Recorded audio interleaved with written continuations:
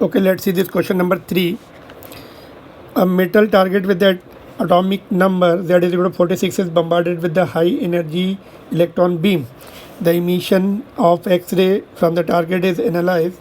The ratio R of the wavelengths of the K alpha line and the cutoff is found to be R is equal to 2 if the same electron beam bombards another metal target with the Z is equal to 41, the value of R will be. तो देखिए, it is the case of characteristic X rays and cut off wavelength. Cut off wavelength किस पर depend करती है?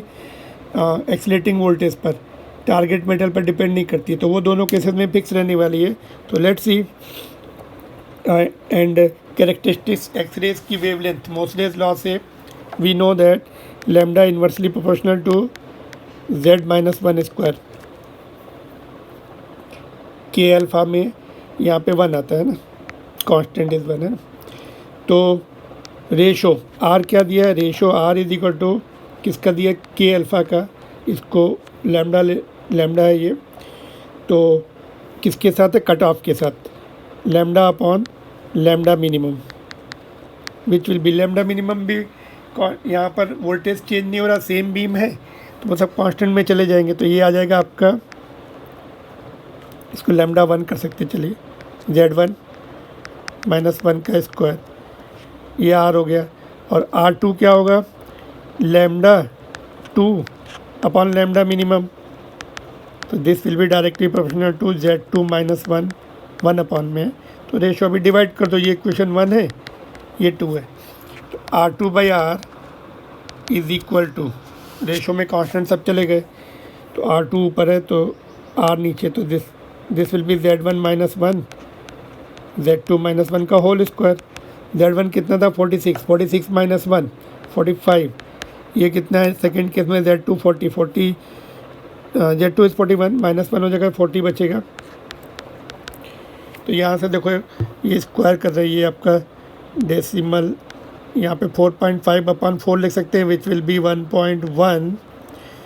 और उसके बाद क्या बच रहा है? 25 का होल स्क्वायर है ना.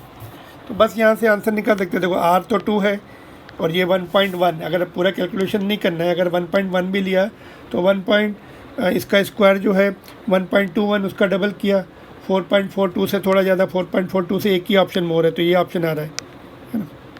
बट अगर आपको सिंप्लीफाई करना है तो ये आएगा आपका 1.265 आ रहा है, जिसको R इज़ 2. तो R2 is equal to R into R की वैल्यू R इधर लेके आए 2 into 1.265 which is nothing but 2.53. Option number 1 जो हमने पहले ही प्रेडिक्ट कर लिया था.